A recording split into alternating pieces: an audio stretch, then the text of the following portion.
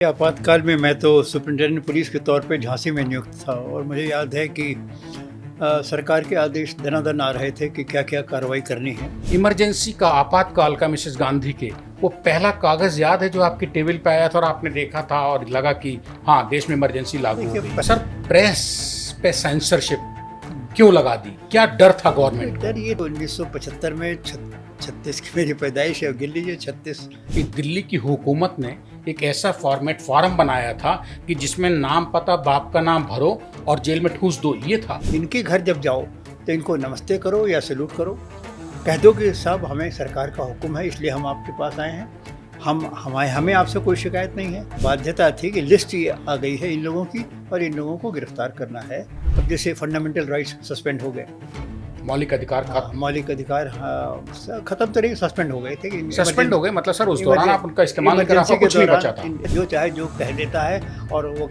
फिर वही कहता है फ्रीडम ऑफ स्पीच है। गाड़ी में अपने मुझे कहीं ले जा रहे थे, रास्ते में कुछ स्पीडिंग हो गई, पुलिस ने उनको दौड़ा लिया। जब पुलिस की गाड़ी ने उनको रोका तो वो कांप रहे थे। कुछ जो हालात हैं देश के, उनमें मैं ये नहीं कह रहा हूँ कि इमरजेंसी जैसा लागू होना चाहिए, लेकिन उस तरीके की क्या डिसिप्लिन की आज जरूरत है? मैं उस तरीके की डिसिप्लिन नहीं कहूँगा, पर मैं ये कहूँगा, सामान्य रूप से कहूँगा कि अनुशासन की जरूरत है। तो इलाहाबाद में जब थे तो एसएसपी उनको सलाम करने जाते थे, क्योंकि ये अतीक अहमद को। हाँ, अतीक अहमद को। तो सर वो काहे के एसएसपी थे? अब मैं ये देख के बड़ी हैरत में हूँ कि जब वो आदमी जितना अमीर होता है वो आदमी उतना ही ये समझता है कि मैं कानून को खरीद सकता हूँ और कानून को प्रभावित कर सकता हूँ। समय तो बुरा लगा है, पर उसका एक अच्छा पहलू भी है। अगर इन रिट्रोस्पेक्ट सोचा जाए, अनुशासन की बात थी। वो अनुशासन कैसे आवे हमारे देश में? मतलब रॉन्ग साइड से चलना, हेलमेट के बिना चलना, स्कूटर पे 4-4 आदमी चलना, बीच सड़क में स्टंटबाजी करना। जब योग्य आदमी चले जाएंगे उनकी पार्टी से, जैसे शशि थरूर को, अब वो ऐसा लगता है कि बस वो नाम मात्र के कांग्रेसी रह गए हैं। ये सब भी सर वक्त के साथ पीछे कर दिए गए। के साथ पीछे कर दिए गए। मेरे ख्याल से पर अडवाणी जी के साथ अन्याय हुआ, बहुत अन्याय हुआ उनके साथ। समय था वो ख़त्म हो चुका है। वो तो आप कहिए कि बहादुर शाह के बाद भी मुगल एम्परर क्यों नहीं निकला? अब नहीं निकला, अब ख़त्म हो गया, अब आपका टाइम ख़त्म हो गया, अब आप जाइए। आप 25 जून 1975 यानी देश का काला दिन। श्रीमती इंदिरा गांधी ने उसको तय कर दिया था कि काला दिन आने वाली पीढ़ियां भी भारत की मिटा नहीं पाएंगी। 25 जून काला दिन, इस पे बात करते हैं हम 1959 बैच के आईपीएस अधिकारी और डीजी बीएसएफ रिटायर्ड आसाम और उत्तर प्रदेश के पूर्व पुलिस महानिदेशक प्रकाश सिंह साहब से, जिन्होंने पुलिस और बीएसएफ को भोगा नहीं, जिया है। उन्होंने इमरजेंसी को कैसे फेस किया? प्रकाश सिंह साहब, बहुत सारे सवाल हैं। स्टेट मिरर हिंदी में आपका स्वागत है। क्या था आपातकाल? देखिए, आपातकाल में मैं तो सुपरिटेंडेंट पुलिस के तौर पे झांसी में नियुक्त था और मुझे याद है कि सरकार के आदेश दनादन आ रहे थे कि क्या क्या कार्रवाई करनी है। और मुख्य रूप से उसमें जो आदेश आ रहे थे वो है कि जो राजनीति की दृष्टि से जो विरोधी हैं, इंदिरा गांधी के, कांग्रेस पार्टी के विरोधी हैं, उन सबको अंदर करना है एक के बाद एक और किसी न किसी बहाने। तो जो आदेश आ रहे थे कुछ विचित्र से थे। मुझे जहाँ तक स्मरण होता है, एक स्टैंडर्डाइज्ड एफआईआर थी। मतलब एफआईआर का मजमून एक तरह से बना हुआ था, बस उसको एक दो ये होता है ना, कोई फॉर्म भरा जाता है ना, नाम पता ठिकाना भरना है, बस नाम, उम्र, बाप का नाम, पता वता सब भर दीजिए और उसके बाद वो तो आरोप वहाँ से सरकार के यहाँ से लगभग बनकर आया है। थोड़ा बहुत अगर आपको जोड़ना चाहे तो जोड़ सकते हैं उसमें। तो ये बहुत ही गैर कानूनी था, पर अब सरकार का आदेश है और लिखित आदेश है तो उसको पालन करने की बाध्यता थी। मौखिक आदेश का तो उल्लंघन किया जा सकता है, पर लिखित आदेश जब सरकार की, वो तो सरकार की जिम्मेदारी है, हम तो केवल अनपढ़। तो खैर उस आदेश का हम लोगों ने भी पालन किया।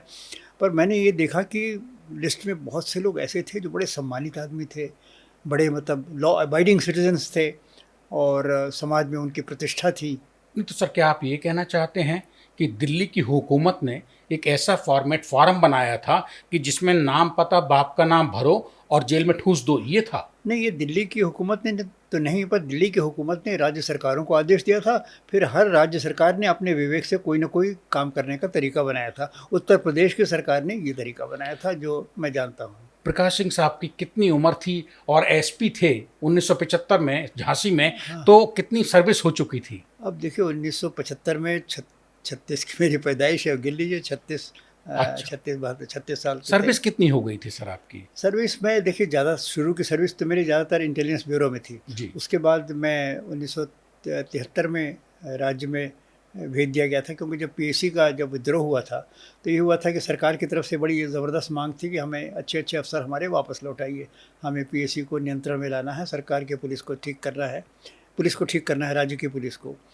तो उस दौरान मेरा भी रिपैट्रिएशन हो गया, और ये भी एक संयोग था क्योंकि मैंने रिपैट्रिएशन की दरख्वास्त दे रखी थी। तो अच्छा। लोगों ने ये देखा कि आदमी स्टेट जाना भी चाहता है और स्टेट से इसके लिए बुलाहट भी है, तो उन्होंने फिर हमें रिलीज़ कर दिया इंटेलिजेंस ब्यूरो से, और मैं स्टेट चला गया और मेरी तैनाती पीएसी में हुई थी, और बाद में फिर सुपरिटेंडेंट पुलिस झांसी के रूप में मैं तैनात हुआ। सुप्रिंटेंडेंट पुलिस एसपी झांसी थे।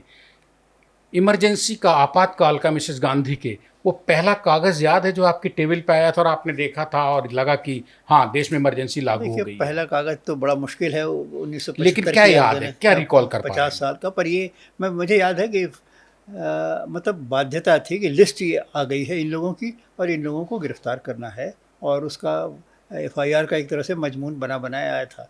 तो मैंने अपनी तरफ से कैसे अनुपालन किया था वो भी मैं बताना चाहूँगा। जरूरी है, बताइए। देखिए जो लोग जाने माने अपराधी थे या जिनके खिलाफ कुछ हमारे पुलिस के रिकॉर्ड्स में कुछ था, उनको गिरफ्तार करने में तो हमें कोई संकोच नहीं था। पर जो लॉ अबाइडिंग सिटीजन्स थे, समाज के प्रतिष्ठित व्यक्ति थे, उनका समाज में बड़ा आदर है, सम्मान है, और सब लोग जानते हैं कि ये भले आदमी हैं। अब इनको गिरफ्तार करने के लिए फिर बड़ा एक धर्म संकट हुआ, तो मैंने उस धर्म संकट को दूर करने के लिए अपने जो स्टेशन हाउस ऑफिसर्स होते हैं, थानाध्यक्ष हैं, उनको सबको बुलाया। एसएचओस। हाँ, एसएचओ सबको बुलाया और कहा देखो, ये जहाँ तक ये लोग हैं इनको तो गिरफ्तार कर लो, ठीक है, तुम इनके घर जब जाओ तो इनको नमस्ते करो या सैल्यूट करो, कह दो कि साहब हमें सरकार का हुक्म है इसलिए हम आपके पास आए हैं, हमें आपसे कोई शिकायत नहीं है, हमारे हिसाब से आप अच्छे आदमी हैं, परंतु हम सरकार के आदेश का पालन करने के लिए आए हैं, आपको ले चलेंगे। बड़े सम्मान के साथ, बड़ी इज्जत के साथ हाँ, उनको, सांप भी मर जाए लाठी भी टूटे हाँ ना, साहब, उनके हाँ, स्वाभिमान को भी उनको धक्का ना स्वाभिमान, लगे। उनको भी ये लगे कि भाई ये तो क्या करे, तो सरकारी मुलाजिम है, ये तो ऊपर से हुक्म मिला उसका पालन कर रहा है, इसकी इसकी मन में मेरे लिए प्रति कोई द्वेष नहीं है। और बड़े सम्मान के साथ और इज़्ज़त के साथ उनको ले गए, और जहाँ भी ले गए जो भी कानूनी कार्रवाई की, तो इन लोगों ने बाद में इस बात को बड़ा अप्रिशिएट किया कि पुलिस ने ज़रूर हमको अंदर ज़रूर किया, पर पुलिस ने हमको यथोचित सम्मान दिया और हमें किसी प्रकार का कष्ट नहीं होने दिया। तो ये हमने अपनी तरफ से ये तो सर प्रकाश सिंह कह रहे हैं कि अप्रिशिएट किया उस आपातकाल में भी प्रकाश सिंह को, झांसी पुलिस को, व्यक्ति विशेष को। लेकिन उसी दौरान सर चाबुक जो सरकार का चला है तो हाँ, पुलिस चाबुक देखिए उतर के भी आ गई थी जमीन पे, जो कुछ कर सकती ऑल थी। इंडिया लेवल पे तो चाबुक बहुत चला था, और बहुत सी बातें ऐसी हुई थी जो नहीं होनी चाहिए थी, और जिसकी वजह से इसको आप काला दिन कह रहे हैं। अब जैसे फंडामेंटल राइट्स सस्पेंड हो गए, मौलिक अधिकार हाँ, मौलिक अधिकार, हाँ, खत्म तो नहीं, सस्पेंड हो गए थे कि सस्पेंड हो गए, मतलब सर उस दौरान आप उनका इस्तेमाल नहीं कर, आपका कुछ नहीं बचा था, इमरजेंसी के दौरान आप उनको इस्तेमाल नहीं कर उनका सकते। इस्तेमाल नहीं कर सकते थे। फिर राजनीतिक आधार पे अनाप शनाप लेफ्ट राइट सेंटर लोग गिरफ्तार हुए, वो भी एक गलत था। भाई जिसके खिलाफ कोई पुलिस रिकॉर्ड में भी कुछ नहीं है और आज की तारीख में वो कोई ऐसी गलत कार्रवाई नहीं कर रहा, तो उसको भी गिरफ्तार करना पड़ा। फिर और भी बातें हुई, कुछ फोर्स्ड स्टेरिलाइजेशंस वगैरह हुए, मतलब फैमिली प्लानिंग का दौर चल रहा था तो ज़बरदस्ती हुआ, फिर कहीं कहीं डेमोलिशंस भी हुए। इस तरह से प्रेस को मज़ल कर दिया गया, प्रेस की स्वतंत्रता भी बंद हो गई। तो इस तरह से एक ऐसा वातावरण हो गया कि सब लोग थोड़ा सा भय के वातावरण में जी रहे थे कि कब किसके ऊपर गाज गिर जाए, कोई ठिकाना नहीं। सर प्रेस पे सेंसरशिप क्यों लगा दी, क्या डर था गवर्नमेंट को? डर ये था कि अगर सरकार की कारगुजारी को आप एक्सपोज करेंगे और जितने लोग जानेंगे तो हो सकता है उनके मन में सरकार के प्रति नाराज़गी हो, सरकार के प्रति विद्रोह की भावना हो, सरकार के प्रति विद्रोह नहीं तो कम से कम विरोध की भावना तो हो ही जाएगी। तो ये सब बातें, सरकार के खिलाफ कोई अपोजिशन न मोबिलाइज होने पाए, इसलिए उन्होंने प्रेस की स्वतंत्रता को उस समय सत्ता में अपना सिंहासन हिलता देख के विरोधियों को, राजनीतिक दलों को, बड़े बड़े नेताओं को, जयप्रकाश नारायण जैसे हस्तियों को डाउन करने के लिए, काबू करने के लिए मिसेस गांधी ने आपातकाल लगा दिया था जी। लेकिन क्या सर वो कामयाब रह पाई उसमें? नहीं, कामयाब तो नहीं रह पाई, और अंततोगत्वा उसका नतीजा यही हुआ कि वो अगले इलेक्शन में बुरी तरह से हार गई।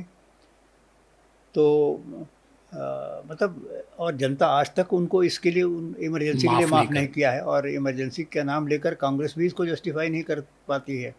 तो इमरजेंसी की आलोचना तो हर तरफ से होती है, और इमरजेंसी एक डेमोक्रेसी का जो हमारा एक अध्याय है, उसमें एक एक एक ब्लैक चैप्टर ये है कि इसमें इस दौरान हमारी इमरजेंसी लगी थी, जबकि हमारे फंडामेंटल राइट्स सस्पेंड हो गए थे। हम अदालत में अपने मतलब अपने अधिकारों के लिए नहीं जा सकते थे। जजेस के, सुप्रीम कोर्ट के जजेस के प्रमोशन में भी आप जानते हैं अंधेरगर्दी हुई थी, और कुछ योग्यता के आधार पे नहीं हुआ, बल्कि जो सरकार के पक्ष में थे उनकी तरक्की हुई। तो इस तरह चारों तरफ एक भय का वातावरण था कि सरकार कब किसको दंडित कर देगी, कब किसको जेल के अंदर कर देगी, और कब किसके खिलाफ क्या आरोप लग जाएगा, कोई ठिकाना नहीं। मतलब सर 24-25 जून को लागू आपातकाल देश में हाँ, वो लोकतंत्र की सबसे बड़ी हत्या की वजह भी बनी थी। हत्या क्या है, उसका गला घोंटा गया था। हत्या हुई होती तो आज लोकतंत्र नहीं जीवित नहीं रहता। सर, अब गल, लोकतंत्र अब आपकी गला घोंटने का प्रयास हुआ, पर यह है कि थोड़े दिन बाद फिर सांस चलने लगी, और अब लोकतंत्र फिर जीवित हो गया है। उस सर लोकतंत्र का जो, उसमें लोकतंत्र का जो काला अध्याय लिखा गया था आपातकाल की आड़ में, उसमें सर किसने क्या खोया और किसने क्या पाया, ये मैं आपसे इसलिए पूछना चाहता हूँ क्योंकि सर आप बहुत बेबाकी से और साफ साफ बोलते हैं। देखिए, खोया तो मैंने बता ही दिया है। पाया पाया क्या? देखिए, इमरजेंसी में हर चीज़ तो खैर ज़्यादातर चीज़ें तो गलत हुई, पर एक चीज़ ये हुई, पहली बार देश में अनुशासन देखने को मिला। इमरजेंसी के दौरान अनुशासन देखने को मिला कि आप ट्रेन के आने से आप अपने घड़ी की सुई मिला लीजिए, तो एकदम राइट टाइम। ट्रेन एकदम राइट टाइम पे चल रही है। जो अराजक तत्व हैं वो भी शांत हो गए कि भैया चुपचाप बैठे रहो, कोई गलत काम मत करो। जो आपराधिक तत्व थे वो भी शांत हो बिल गए। में अपने घुस गए। अच्छा देखिए, आज की तारीख में अब हम डेमोक्रेसी बहुत कहते हैं, पर डेमोक्रेसी में फंडामेंटल राइट्स के ही नाम पे हम डेमोक्रेसी को सबवर्ट भी करते हैं, जी जी। और फ्रीडम ऑफ स्पीच के नाम पे हम अनाप शनाप जो चाहे अनर्गल बातें कह देते हैं। मतलब ये किसी सभ्य समाज में इस तरह की बोली नहीं बोली जाती जैसे हमारे राजनेता बोलते हैं। सामान्य परिस्थितियों में पार्लियामेंट में बोलते हैं, प्रधानमंत्री को चोर कह दिया। अरे ये कोई बात है? प्रधानमंत्री की एक गरिमा है, आप कह दीजिए कि उन्होंने ये गलत काम किया है, यहाँ पे शायद कुछ गलत ट्रांजैक्शंस हुए हैं, उसकी जांच कर ली जाए। पर ये कहना है कि प्रधानमंत्री चोर है, ये कोई बात करने का सलीका नहीं है, और ये डेमोक्रेसी का और फ्रीडम ऑफ स्पीच का दुरुपयोग है। तो डेमोक्रेसी के नाम पे और फ्रीडम ऑफ स्पीच के नाम पे, फ्रीडम ऑफ प्रेस के नाम पे भी बहुत सारा मतलब क्या कहा जाए, बेलगाम और बेकाबू है अनाचार आज। हो रहा है, बेलगाम होता है, जो चाहे जो कह देता है, और वो फिर वही कहता है कि फ्रीडम ऑफ स्पीच है और डेमोक्रेसी अंडर थ्रेट, ये कह के वो निकल जाता है। तो इमरजेंसी का एक अच्छा पहलू ये था कि अनुशासन हमें देखने को मिला, वो भय से ही हो। पर ऐसे देखिए, मैंने तो अमेरिका में कई बार गया हूँ, मैंने देखा कि वहाँ पुलिस का भय है, बिल्कुल भय है। मैंने एक बार मैं किसी एक इंडियन मेडिकल एसोसिएशन का प्रेसिडेंट का बड़ा आदमी हुआ, वो गाड़ी में अपने मुझे कहीं ले जा रहे थे, रास्ते में कुछ स्पीडिंग हो गई, पुलिस ने उनको दौड़ा लिया। जब पुलिस की गाड़ी ने उनको रोका तो वो कांप रहे थे, वास्तव में कांप रहे थे, उनकी आवाज़ नहीं निकल रही थी, हकला रहे थे। ये मतलब सर भय था अमेरिकन पुलिस पुलिस का का। भय है, आपने कानून तोड़ा है, पुलिस आ गई और आप भयभीत हैं कि अब तो हमें पता नहीं $100 $200 यहीं पेनल्टी लग और जाए। भारत में क्या स्थिति है सर? भारत में स्थिति ये है कि आप पहले तो और लोगों को छोड़ दिए, नेताजी ही अगर थाने में ना पहुंच जाए तो गनीमत है, वहाँ दरोगा के साथ दुर्व्यवहार कर दें, उसे थप्पड़ भी मार लें, ये सब होता रहता है। और उन जो दुष्ट व्यक्ति जिसको राजनीतिक संरक्षण प्राप्त है वो भी जाके दबंगई करता है, थाने के अंदर जाके दबंगई करता है। तो अब मतलब अपने उत्तर प्रदेश में ही ऐसी सरकारें थीं, आप जानते हैं कि इसकी सरकारें थे जिनके ज़माने में माफिया खुलेआम घूमता था, मुरादाबाद कोतवाली में जाके कलेक्टर को एक माफिया डांट लगाता है, कलेक्टर को डांट लगाता है। तो ऐसे तो अतीक अहमद जो हैं वो नोएडा अथॉरिटी के सीईओ के घर में घुस मैं पड़े बता थे। रहा बहुत है, अतीक अहमद इलाहाबाद में जब थे तो एसएसपी उनको सलाम करने जाते थे, क्योंकि ये अतीक अहमद को? हाँ, अतीक अहमद को। तो सर वो काहे के एसएसपी थे? अब भाई काहे के एसएसपी थे ये उनसे पूछिए, या वो कहेंगे हम क्या करें, ये तो मुख्यमंत्री का वरदहस्त है इस आदमी पे। अपराधियों को अपराधियों का जो राजनीतिक वरदहस्त है, हाँ, जो जब वो बेकाबू करता, आप ये वो कहना बेकाबू कर देता है माफिया खुलेआम। मतलब मुख्तार अंसारी के तो कितने किस्से मशहूर हैं, तो ऐसों के लिए सर आपातकाल ठीक ऐसे था। के लिए आपातकाल ठीक है। मतलब देखिए, आपातकाल मैं नहीं कहूँगा, पर एक सख्त उस हुकूमत, तरीके का एक डिसिप्लिन। सख्त हुकूमत होनी चाहिए, जिसमें पुलिस को ये लगे कि मैं अगर आपराधिक व्यक्ति के खिलाफ कार्रवाई कर रहा हूँ तो मुझे सरकार की तरफ से पूरा संरक्षण मिलेगा। ये नहीं कि अगर आपराधिक व्यक्ति आज रूलिंग पार्टी का है तो उसको मैं छू नहीं सकता। ये गलत है। आज सर 24 जून 2025 को जो हालात हैं देश के, उनमें मैं ये नहीं कह रहा हूँ कि इमरजेंसी जैसा लागू होना चाहिए, लेकिन उस तरीके की क्या डिसिप्लिन की आज जरूरत है? मैं उस तरीके की डिसिप्लिन नहीं कहूँगा, पर मैं ये कहूँगा, सामान्य रूप से कहूँगा कि अनुशासन की ज़रूरत है। अनुशासन, हमारे में अनुशासन नहीं है। और मुझे तो बड़ा मतलब देखिए, एक तो आपराधिक आदमी कानून तोड़ता है। मैं ये देख के बड़ी हैरत में हूँ कि जब वो आदमी जितना अमीर होता है, वो आदमी उतना ही ये समझता है कि मैं कानून को खरीद सकता हूँ और कानून को प्रभावित कर सकता हूँ। जो आदमी जितना अमीर होता है। तो मिसेस गांधी के आपातकाल ने तो अमीरों को भी ठिकाने लगा दिया था। वो दूसरी थी, पर आज की तारीख में डेमोक्रेसी में जो आदमी जितना अमीर है वो उतना ही ज़्यादा समझता है कि हम कानून को प्रभावित कर सकते हैं, कानून को खरीद कर सकते हैं। एसपी साहब को, कमिश्नर साहब तक हमारी पहुंच है। प्रकाश सिंह साहब की पहचान देश और दुनिया में सर एक ही है, खास तौर से भारत में और भारत की पुलिस में, कि वो जो कहते हैं खरा कहते हैं, दो टूक कहते हैं, और प्रकाश सिंह से कोई कुछ कहलवा नहीं सकता है। ऐसे प्रकाश सिंह से, या ऐसे प्रकाश सिंह के दिल और दिमाग में आपातकाल के दौरान कभी आया कि यार ये बहुत बुरा हो रहा है, मतलब ये प्रकाश सिंह तुम्हारे लेवल का नहीं है? देखिए, उस समय तो बुरा लगा है, पर उसका एक अच्छा पहलू भी है। अगर इन रेट्रोस्पेक्ट सोचा जाए, अनुशासन की बात थी। वो अनुशासन कैसे आवे हमारे देश में? मतलब रॉन्ग साइड से चलना, हेलमेट के बिना चलना, स्कूटर पे 4-4 आदमी चलना, बीच सड़क में स्टंटबाजी करना, या अमीरों की बात लें तो अब मैं सेक्टर 15A में रहता हूँ। RWA सर्कुलर निकालता रहता है, पानी की बर्बादी मत करिए, पर आप शाम को टहलिए, देखिए साहब, पानी की बर्बादी अमीरों के घर के सामने सड़क धोई जा रही। अरे, लोगों को पीने का पानी नहीं है और आप सड़क धो रहे हैं। आपातकाल में ये सब नहीं, ये इस सेक्टर के पढ़े लिखे लोग, धनाढ्य लोग और समृद्ध लोग ये करते हैं। और इंक्रोचमेंट देखिए, इस सेक्टर में ही मैं समझता हूँ 60% घरों में इंक्रोचमेंट है। और इन्हीं जैसे के लिए चाहिए अनुशासन कड़ा। अनुशासन चाहिए, अनुशासन। ये क्यों समझते हैं कि हम अमीर हैं तो इसलिए हाँ, तो प्रकाश सिंह साहब ने सर जो मतलब था जीवन पुलिस का, जो भोगा नहीं जिया, उसमें ये समझा आपातकाल को कि भाई पॉजिटिव में लेके चलो, सकारात्मक में। हाँ। कि जितना अनुशासन कभी नहीं देखा उतना वहां लागू हुआ, आपने आराम से स्मूथली निकाल गए उस आपातकाल को मिसेस गांधी के।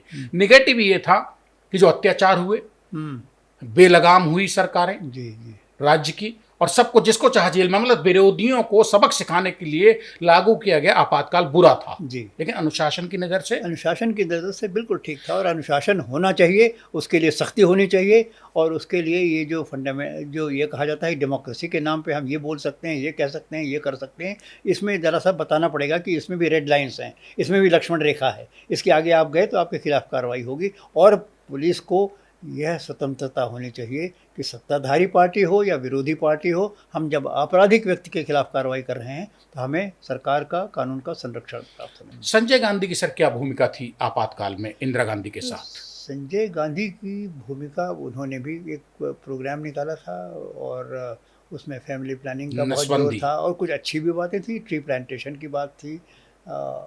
तो अब मतलब उनकी नीयत तो सही थी। देखिए, आबादी को नियंत्रण में तो होना चाहिए, ये तो मैं भी मानता हूँ। और आज भी ये आबादी बेलगाम बढ़ रही है। और हमें जो वेस्टर्न इकोनॉमिस्ट ने सिखा दिया है कि डेमोग्राफिक डिविडेंड है, मैं इसको बिल्कुल नहीं मानता हूँ। हम एक तरफ तो अपने संसाधन बढ़ाते जा रहे हैं, सुविधाएं बढ़ाते जा रहे हैं, इंफ्रास्ट्रक्चर बढ़ाते जा रहे हैं, पर आबादी जिस हिसाब से बढ़ रही है वो सब हमारे पीछे रह जाता है। मतलब हम 10 कदम आगे हम बढ़ते हैं और आबादी 15 कदम आगे चली जाती है। तो हम तो जहाँ के तहाँ नहीं, और पीछे चले जाते हैं। और किसी बड़े शहर में चले जाइए, किसी के शहर, बम्बई शहर का नाम लीजिए, इंफ्रास्ट्रक्चर क्या है? कुछ नहीं है। ज़रा सा पानी बरसता है, पूरा बॉम्बे में पानी लग जाता है, पानी कहीं नहीं जाता। तो इंफ्रास्ट्रक्चर हमारा, देखिए, इंफ्रास्ट्रक्चर हमारा कोप नहीं कर पा रहा है बढ़ती हुई आबादी से। तो ये डेमोक्रेटिक डिविडेंड वाली थ्योरी है, मैं इसको बिल्कुल नहीं मानता हूँ। ये डेमोग्राफिक डिविडेंड नहीं है।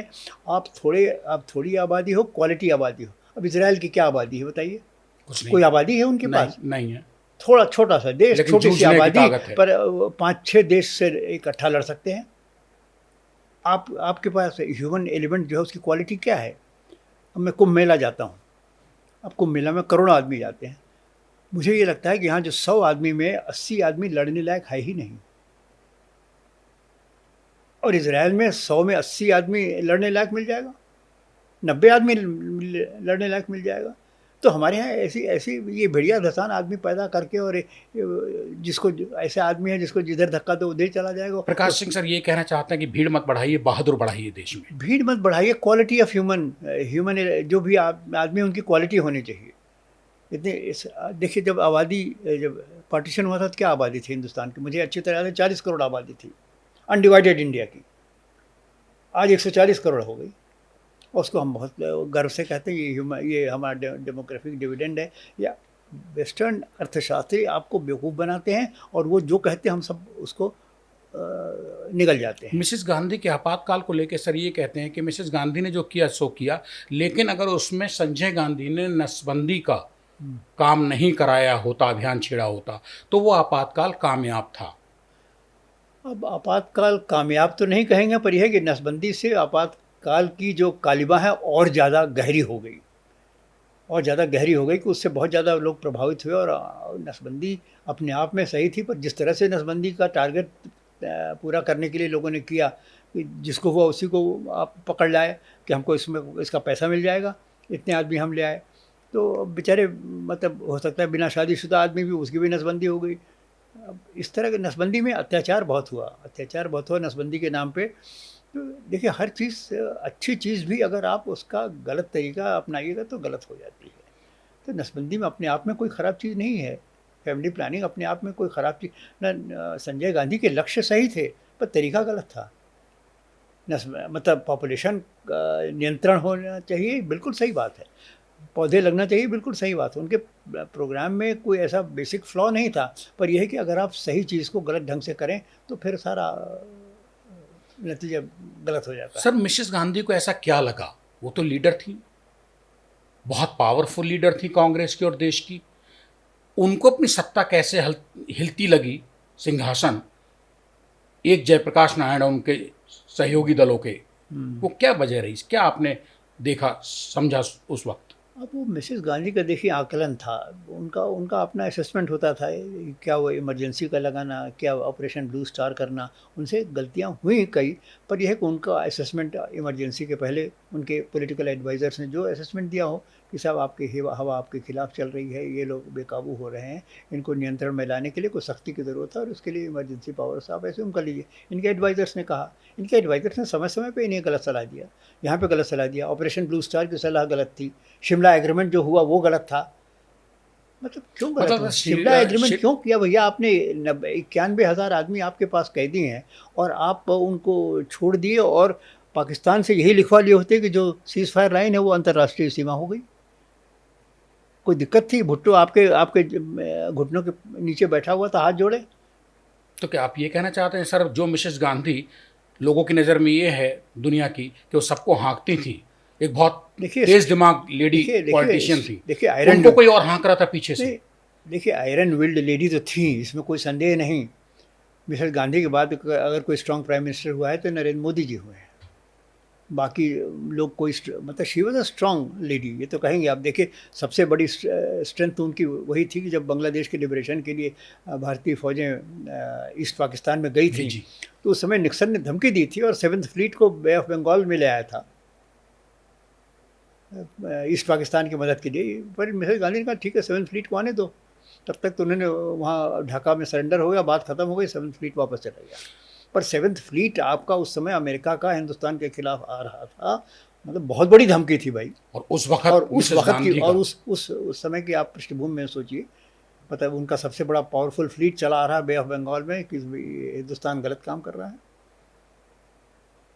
तो मिसेस गांधी वो स्ट्रांग वुमन, इसमें कोई संदेह नहीं, पर स्ट्रांग वुमन होते हुए भी एडवाइज़र्स ने उनको समय समय पे गलत सलाह दी, और उस गलत सलाह पे चलकर जो उनको नतीजा भुगतना पड़ा, और एक दिन अपनी जान देकर उसका नतीजा भुगतना पड़ा। क्या सर वाकई में ये सच है कि मिसेस गांधी के अपने निजी फैसले अपने दिमाग से उतने खतरनाक और गलत नहीं थे जितने उनके चौकड़ी ने दिलाई। देखिए, अब ये कहना तो बड़ा मुश्किल है कि कितना उनके दिमाग से था और कितना चौकड़ी ने दिलाया, पर यही कि फ़ैसला तो अंततोगत्ता उन्हीं का था। और जब फ़ैसला उन्होंने मान लिया तो फिर ज़िम्मेदारी उन्हीं की होगी। आपके पास दसों एडवाइज़र्स हों, पर फ़ैसला तो आपको लेना है, और 10 एडवाइज़र्स की बात सुन के अगर आप सही फ़ैसला नहीं बल्कि गलत फ़ैसला लेती हैं तो ज़िम्मेदारी आपकी है। लेकिन सर, कांग्रेस और कांग्रेस पार्टी तो आज भी नहीं मानती कि मिसेस गांधी कभी गलत थी। अब ये तो भाई उनके नहीं मानने से क्या है, वो तो भाई उनके लिए वो आइडल हैं, एक आदर्श हैं और उनको वो अपने पेडेस्टल पे बनाए रखेंगे।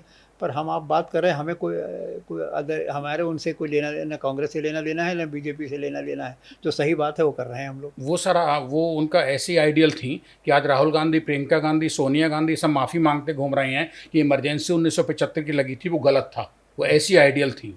अब जो भी है, इन लोगों को, ये वर्तमान पीढ़ी को तो छोड़िए, कुछ इनकी बात ही करना बेकार है। ये इतने, इनका स्तर ऐसा क्या कहा जाए, निम्न स्तर पे ये लोग हैं कि हम इनके बारे में कुछ कहना नहीं चाहते। ये इस लायक नहीं है कि देश का नेतृत्व, क्या इनको कोई जिम्मेदारी ऐसे सौंपी जाए। सर, जिसके घर में 3-3 प्रधानमंत्री रहे हों, अब ठीक है दादी रहे हों, नाना देखिए रहे हों, पिता रहे हों, और वो आज सड़क पे मारे मारे घूम रहे हैं। भैया, महात्मा गांधी का बेटा क्या था? अरे निकृष्ट वो भी था। तो मतलब कोई ज़रूरी नहीं कि आप अगली पीढ़ी भी सब लायक बनती जाएगी। ठीक है, हर हर आदमी का समय होता है। रोमन एम्पायर का समय हुआ,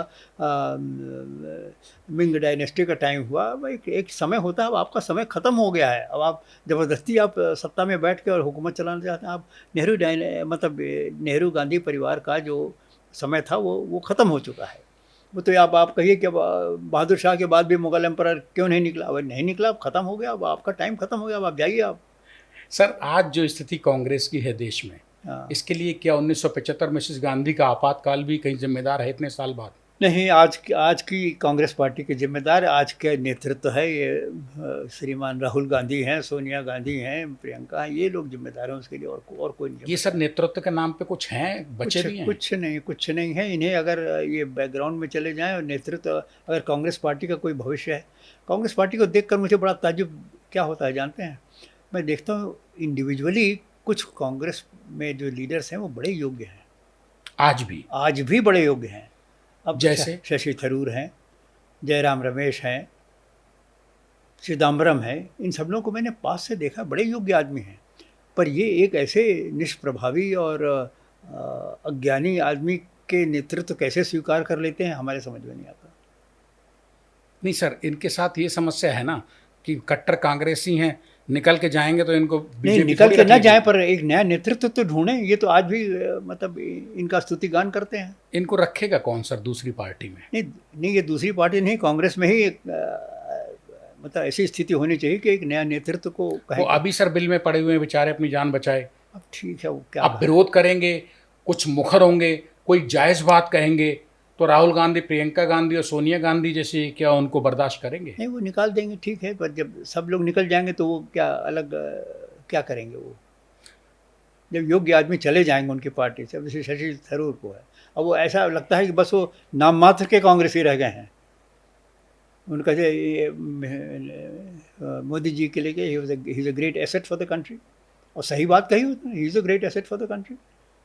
तो सही बात कहने पे अगर उनको निकालते हैं तो निकाल दें। क्या लगता है सर, आने वाले वक्त में शशि थरूर साहब का कि कुछ है, मामला पलट सकता है? ऐसा नहीं, जो मुझे हालात। मुझे देखिए, अंदर की बात मुझे नहीं मालूम, पर शशि थरूर अपने आप को असहज तो ज़रूर महसूस करते होंगे कांग्रेस पार्टी में। पर अब ज़िंदगी भर कांग्रेस में रहे हैं तो पार्टी बदलना भी उनके लिए बड़ा मुश्किल है। पर but he is a right man in a wrong party. Sir, क्या कांग्रेस में कुछ ऐसे नेता हैं अच्छे, आप ही के मुताबिक, आप ही से सवाल मिल रहा है ये, जो ऊब रहे हैं, उकता रहे हैं पार्टी के वो तो भीतर? रहे ही हैं। देखिए उधर वो कश्मीर में क्या है, वो क्या नाम है, वो अलग थलग पड़े हैं। फारूक अब्दुल्ला नहीं वगैरह नहीं, के? फारूक अब्दुल्ला नहीं। अच्छा, मौलाना नबी हाँ, गुलाम नबी गुलाम आज़ाद, नबी आज़ाद गुलाम साहब। नबी आज़ाद अलग थलग वो पड़े हैं। इधर कपिल सिब्बल भी शायद थोड़ा अलग ही पड़े हुए हैं।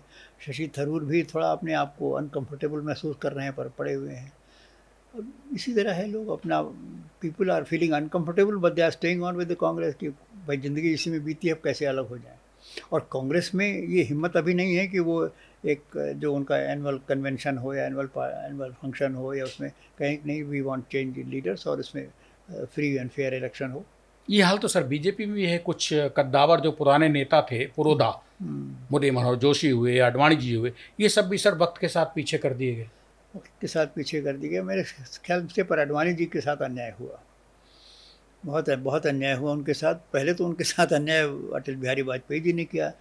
अटल बिहारी वाजपेयी जी देखिए जब प्राइम मिनिस्टर थे तो एक ऐसा समय आ गया था जब वह अब शारीरिक दृष्टि से अक्षम हो गए थे। अक्षम हो गए थे। उनके उनके नेशनल सिक्योरिटी एडवाइज़र और अन्य लोग सरकार चला रहे थे। उन बात कर नहीं पाते थे। ऐसा लगता था दिमाग में कोई तार है जो बीच में अलग हो जाता है तो फिर उनकी बात रुक जाती है।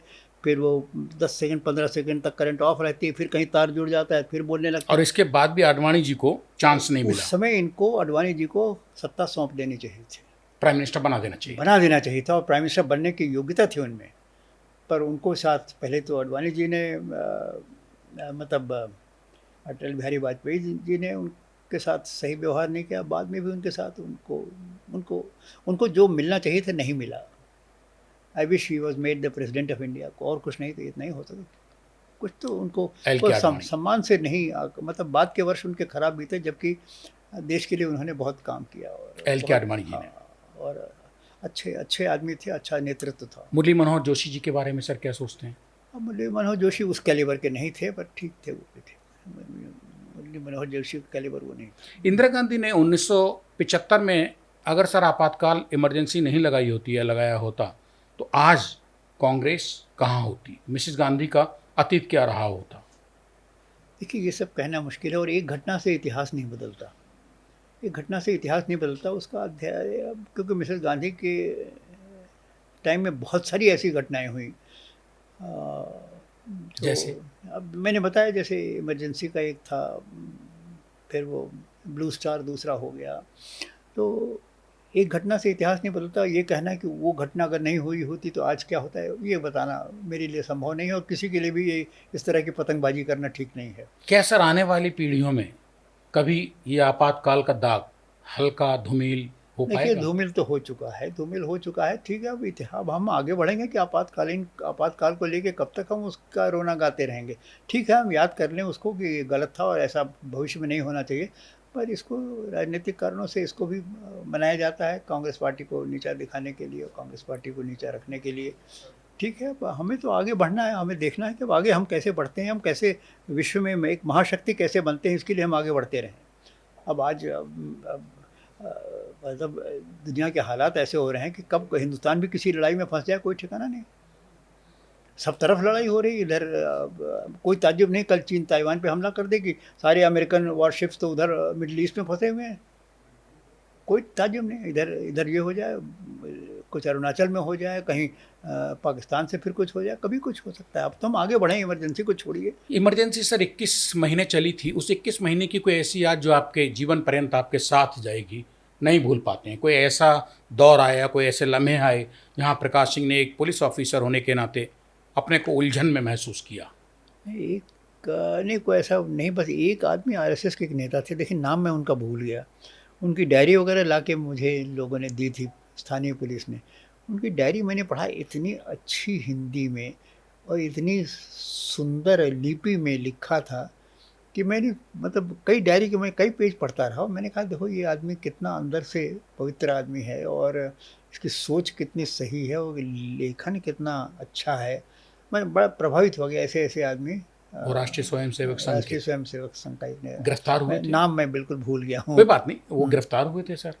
गिरफ्तार किया था मैंने, गिरफ्तार किया था बड़े सम्मानजनक तरीके से। पर बाद में जब डायरी पढ़ी तो मैंने कहा ये तो बड़ा अच्छा हुआ हमने उनको इतना सम्मान दिया। नहीं तो नहीं अफसोस तो, होता नहीं कि तो इतना मतलब इतना देशभक्त आदमी और इसको हमारे हाथ अगर प्रताड़ित होता तो बहुत ही हमें क्लेश होता।